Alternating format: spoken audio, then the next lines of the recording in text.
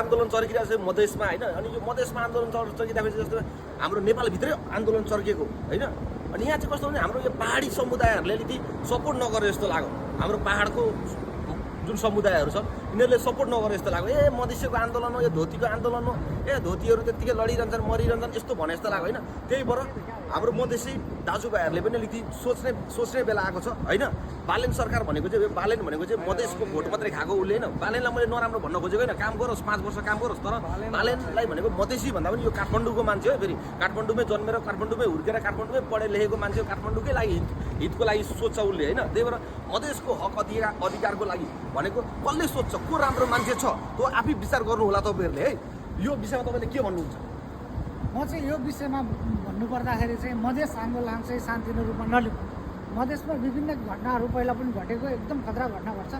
तर यो जुन आन्दोलन छ अहिलेको जुन धार्मिक युद्ध भनौँ न, एउटा गृहयुद्ध जस्तै चर्किरहेको छ।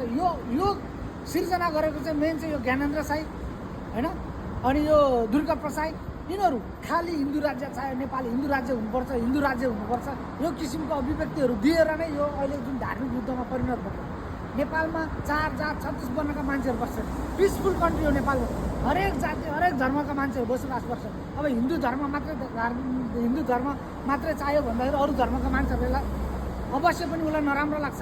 त्यही भएर नेपाल एउटा धर्मनिरपेक्ष कन्ट्री एकदम ठिक छ।